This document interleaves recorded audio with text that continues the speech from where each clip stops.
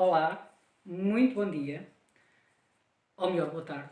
Uh, Estou aqui para mais dois dedos de conversa, a rúbrica do meu canal do YouTube, e hoje o tema vai ser sexo ou género. E esta é, sem dúvida, a grande questão do nosso tempo. A ideologia de género é a ideologia da moda nos nossos dias, que se apresenta como uma nova terminologia para falar do ser humano e especificamente da sexualidade humana.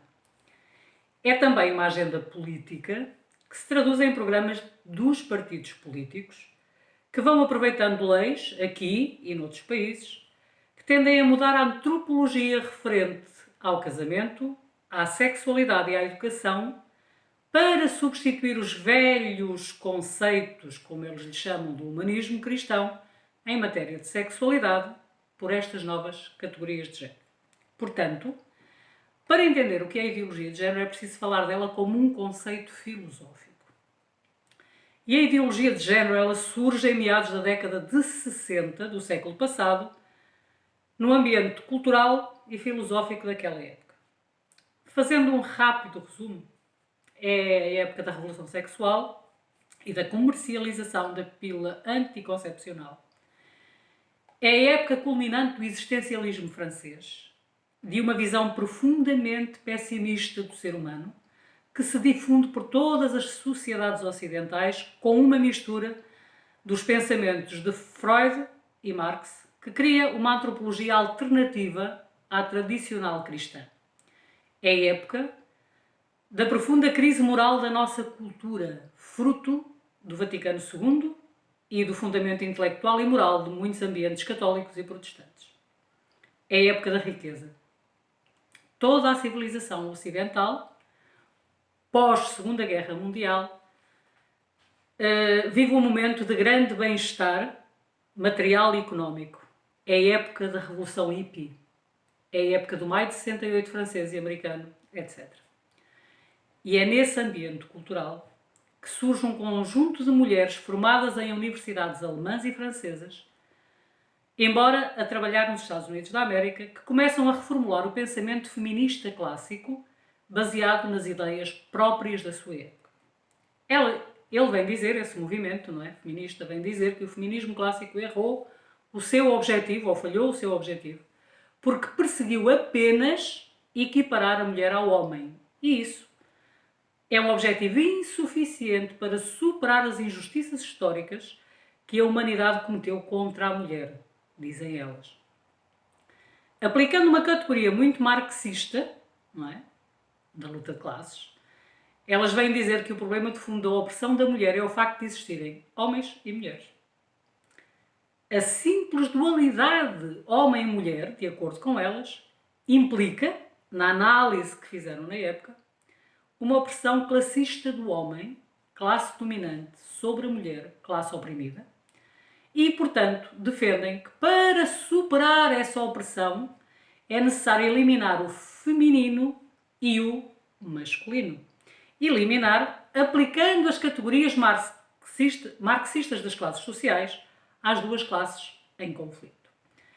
E afirmam concretamente que, em matéria de sexualidade, não há nada que seja natural. Que tudo o que a humanidade historicamente associou ao conceito de sexo de homem e de mulher é uma criação cultural. Uma criação cultural que oprime a mulher. Então, tudo o que associamos culturalmente à mulher, à feminilidade, à maternidade, às relações entre o homem e a mulher no casamento, tudo, nessa maneira ideológica de ver as coisas, é opressivo para a mulher e, portanto, as feministas propõem como agenda política da ideologia de género desconstruir tudo o que é humano, a linguagem, as leis, a moral, a religião e a cultura, para excluir toda e qualquer referência ao masculino e ao feminino. A ideologia de género consiste em negar o caráter binário da espécie humana. E é urgente entendermos isto. Aquilo que, em princípio, nos parece patente observando objetivamente os seres humanos, ou seja, que há homens e mulheres, para essas ideólogas feministas é um preconceito cultural. Tudo que associamos a hetero, masculino ou feminino, homem ou mulher, é uma construção feita pelos homens para oprimir as mulheres de acordo com elas. Portanto, a agenda política da ideologia de género é a desconstrução de todo o mundo cultural humano para excluir, segundo elas, mais uma vez, esse suposto caráter binário da espécie humana. Sim, eu sei. Parece de loucos, não é? Isto pode parecer muito alheio, porque o é de facto, à experiência comum de todos os seres humanos, mas as ideologias e a história do século XX demonstra isso claramente, podem converter-se numa fé. O marxismo também era alheio à experiência, à demonstração de como evoluiu o capitalismo e, no entanto, vimos o que significou no século XX. Quase metade da humanidade submetida a regimes comunistas totalitários, com o custo que isso trouxe em vidas e em liberdades. Portanto, quando a ideologia se converte numa fé, não pode ser avaliada apenas pela sua consistência intelectual, pela razoabilidade dos seus argumentos ou pela fundamentação dos factos. Quando se converte numa fé, e isso é o que caracteriza as ideologias, e mesmo que sejam profundamente irracionais, como é o caso da ideologia de género, podem ser profundamente perigosas para a humanidade, e é isso que está a acontecer. No fundo, a ideologia de género não é mais do que deslocar a análise da sexualidade humana e especificamente da mulher para a visão materialista do ser humano, própria do anti-humanismo da época. Sartre afirmava que estamos condenados à liberdade porque não temos natureza. E somos nós que nos construímos a nós próprios. A ideologia de género vem dizer exatamente a mesma coisa. Não temos sexo, não existe o homem e a mulher. E criamos-nos a nós mesmos com as nossas próprias decisões em matéria de sexualidade. O que eles querem dizer é que não importa se eu nasci do sexo feminino, se eu nasci mulher. Eu posso ser aquilo que eu quiser na minha mente. Aquilo que eu desejar ser. Por isso, não falam de sexo, por ser uma palavra que associamos a algo que nos foi dado pelo Criador, algo biológico e imutável, e falam de género, termo que adotam do mundo cultural, da gramática, e que significa algo muito mais maleável, volúvel e mutável.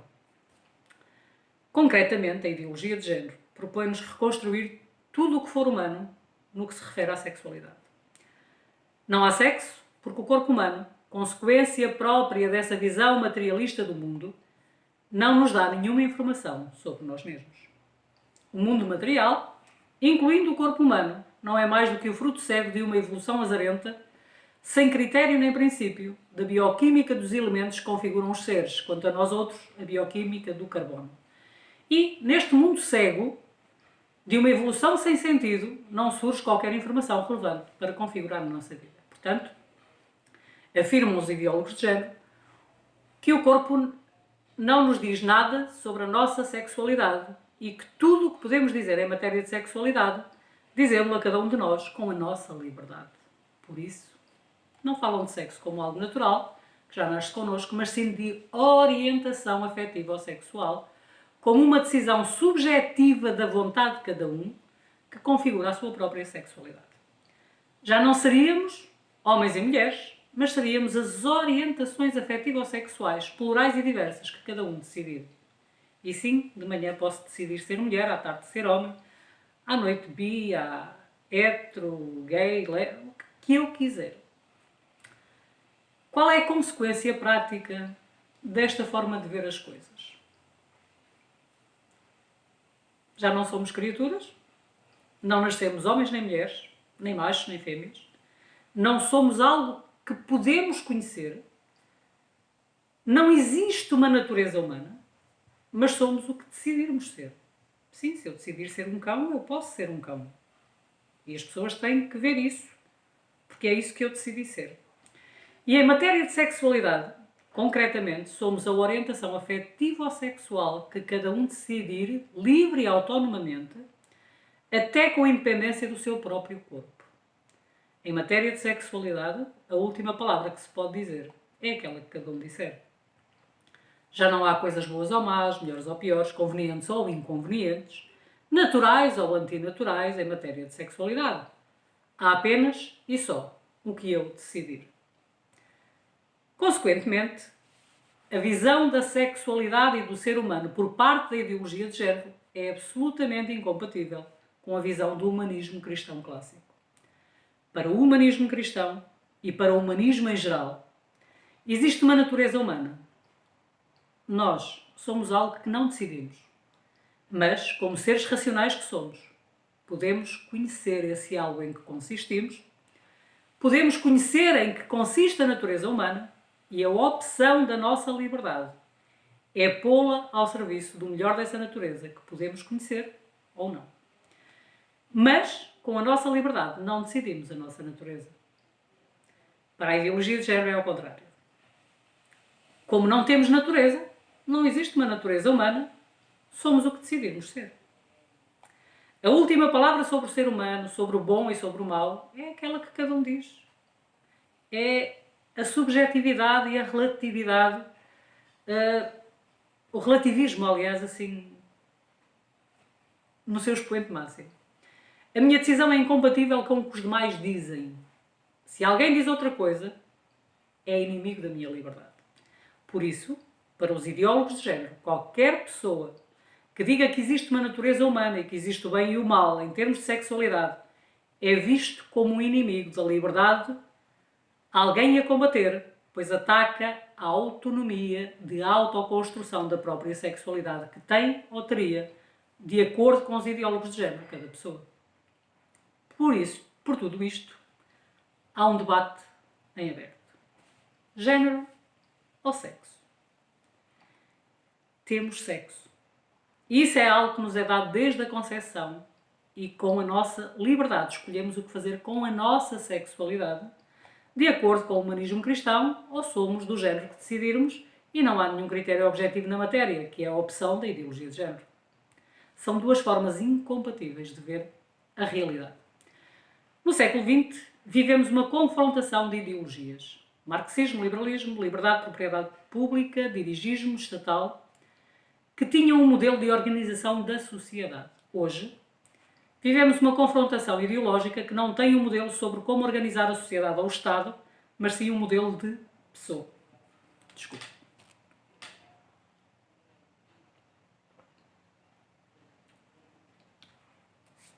Concretamente, a ideologia de género não tem um modelo de Estado, mas sim um modelo de pessoa, que pretende usar politicamente, por meio das leis, para impor a todo mundo esse modelo de pessoa. A ideologia de género não é só um tema de debate académico entre especialistas em antropologia, mas converteu-se num problema real. Porque se encarnou em políticas que estão a usar os poderes públicos, por meio de alguns partidos políticos que estão no poder, para impor e configurar a forma de pensar em matéria de sexualidade de toda a sociedade. Eles querem obrigar-nos a pensar como eles pensam, a ter a mesma cosmovisão do mundo que eles têm. E isso é um ataque cerrado à liberdade de expressão e à liberdade de pensamento. E sim, é um fenómeno que vemos em Portugal e em todos os países ao nosso redor, onde, nos últimos anos, se tem vindo a aprovar leis como as que eu vou mencionar a seguir. 1. Mudou-se o conceito de sexo pelo de género na descrição de pessoas no registro civil, de tal maneira que, hoje em dia, a identidade sexual subjetiva de cada pessoa, tal como ela se autopercebe, é registada no registro civil para identificar a pessoa e impõe-se à realidade física e biológica do sexo. E sim, isto quer dizer que alguém pode namorar com um homem pensando que é uma mulher, porque o rastro é apagado. E só mais tarde poderá vir a descobrir que não casou com alguém que nasceu do sexo feminino, que é do sexo feminino, mas sim com alguém que nasceu do sexo masculino. E, por meio de cirurgias, hormonas, alterou as características físicas secundárias. Tal pessoa, se fez a transição muito cedo, jamais poderá, por exemplo, gerar filhos. Será impossível. E não tem uma anatomia feminina porque não é uma mulher. Parece, mas não é. 2. Reconfigurou-se o conceito de casamento como uma instituição específica para a união entre um homem e uma mulher, substituindo-o pela união de quaisquer dois adultos, seja qual for a sua orientação sexual, não se sabe com que finalidade, que é o que se conhece como casamento homossexual. 3. Transferiu-se, através da reforma das leis educativas, esta nova antropologia em matéria de sexualidade, inspirada nos princípios ideológicos do género, no ensino da educação afetivo-sexual que se implementou na escola. 4. É o último passo o último passo da agenda política de género, que já foi dado por meio da Lei 38 de 2018, pretende que quem discorde desta forma de entender a sexualidade seja criminalizado por atacar as pessoas LGBTQIA+, e acusado de crimes de ódio. Isso restringe e viola a liberdade de pensamento em matéria de sexualidade. Esta é a agenda política que, com mais ou menos intensidade e mais ou menos radicalismo, se tem vindo a implementar em todos os países europeus, na América Latina, Estados Unidos da América e, com menos êxito, mas a tentar forçar, em África e na Ásia, etc. É um fenómeno mundial, não especificamente português nem europeu. Algumas armadilhas conceptuais e de marketing publicitário da apresentação pública que nos fazem da ideologia de género são: A. Normalmente, quando a ideologia de género se difunde num país, os que a difundem apresentam-na como se fosse uma luta contra a discriminação tradicional contra as pessoas gays, lésbicas, bissexuais, transexuais, etc. E isto é uma técnica publicitária muito eficaz, porque se fosse verdade que a ideologia de género é uma maneira de lutar contra a discriminação, nós, que discordamos da ideologia de género, seríamos defensores da discriminação e isso coloca-nos numa posição indefensável para o debate público. Mas não é verdade. É só uma técnica publicitária eficaz. B. A ideologia de género não tem nada a ver com a homossexualidade. E esse é um erro que a maior das pessoas comete quando se aborda este tema. Ainda que se nos apresente como uma forma de lutar contra o preconceito histórico contra os homossexuais, porque, da forma de viver a sexualidade, os apetites sexuais, as orientações afetivas das pessoas não derivam de nenhuma ideologia. A forma de entender a sexualidade, que não coincide com a ideologia de género e que é a minha, é defendida por heterossexuais e homossexuais. E eu conheço vários. E a ideologia de género é defendida por homossexuais e heterossexuais também, infelizmente, digo eu. Porque, repito, das orientações sexuais das pessoas não se deriva nenhuma ideologia. É importante não cair nessa armadilha, porque senão nós, que discordamos da ideologia de género, somos escorraçados do debate. Eu sou contra qualquer forma de discriminação, mas sou a favor da liberdade de pensamento numa sociedade democrática em matéria de sexualidade e exerço-a afirmando que não estou de acordo com a ideologia de género e isso não tem nada de discriminatório. Eu penso de outra forma. Ponto. C.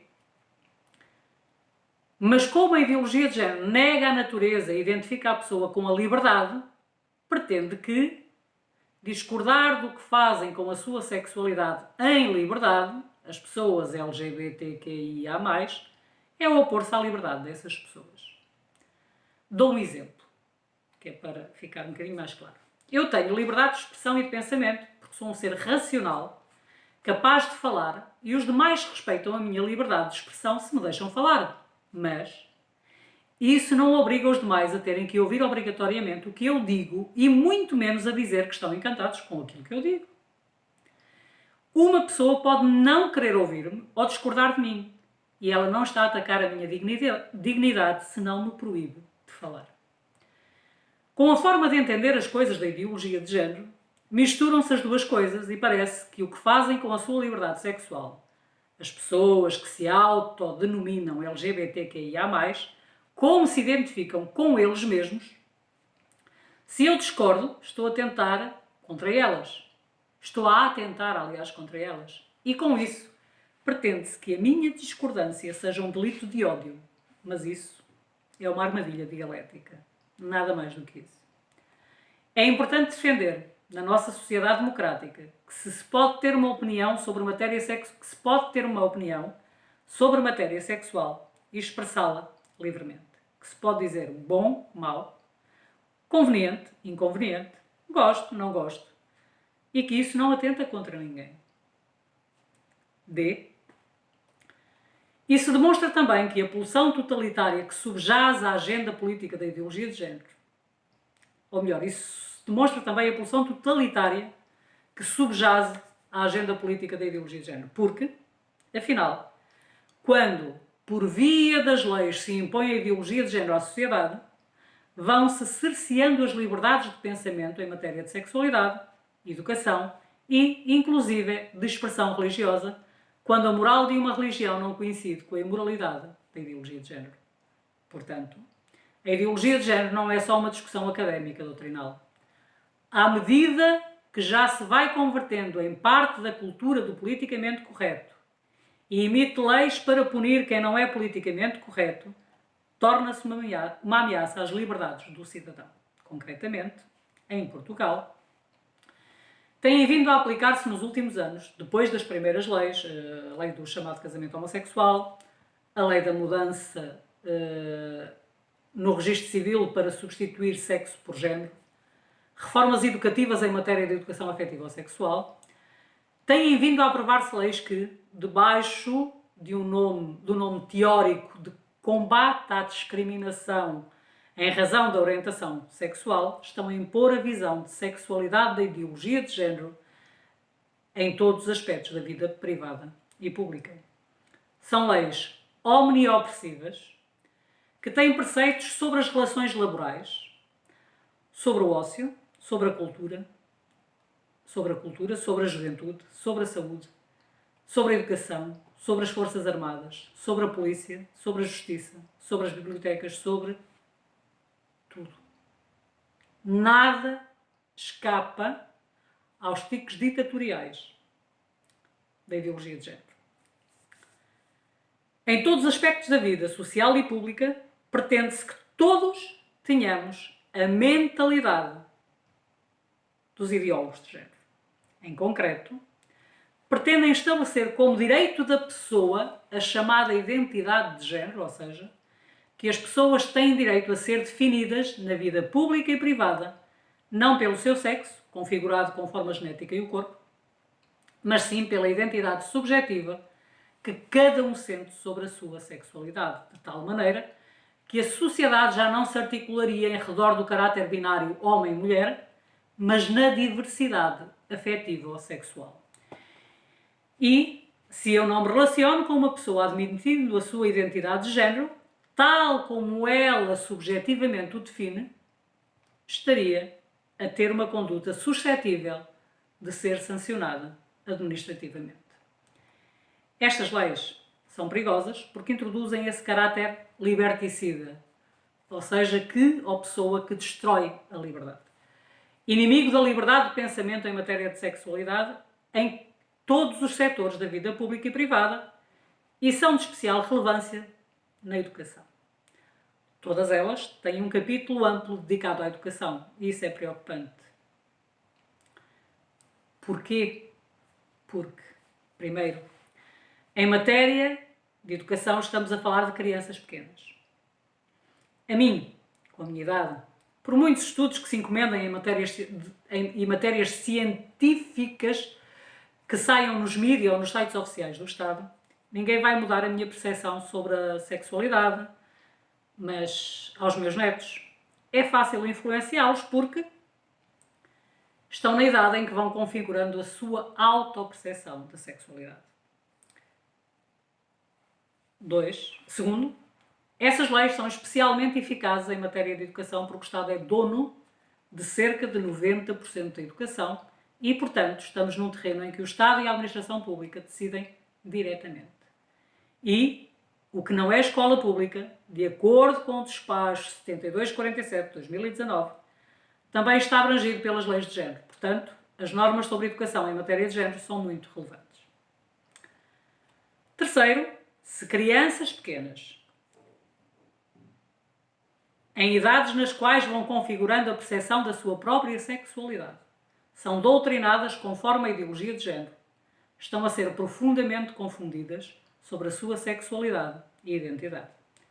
A ideologia de género é um erro imenso acerca do ser humano, uma série de considerações políticas. O ser humano não é como diz a ideologia de género e, portanto, ensinar a crianças a ver-se a si mesmas conforme os postulados da ideologia de género é induzi-las a um erro imenso acerca de si mesmas. E isso é uma armadilha perigosíssima. Isso é o que mais me preocupa na ideologia de género. A ideologia de género não tem consistência intelectual. É um acumular de erros sobre o ser humano e, portanto, creio que tem muito pouca viabilidade no tempo. É certo, mas pode causar um dano imenso, confundindo as pessoas acerca de si mesmas, numa dimensão fundamental da pessoa, como é a sua sexualidade. No próximo 2 dedos de conversa, vou falar sobre o que é que terá levado ao sucesso desta ideologia entre, principalmente, os mais novos, adolescentes, jovens, mesmo crianças, e também em algumas franjas da sociedade. Meus queridos, a ideologia de género está em tudo o que mexe. Está em todas as séries, está em todos os filmes, está em todos os vídeos do YouTube, nas escolas, nas câmaras municipais, em todos os órgãos do Estado.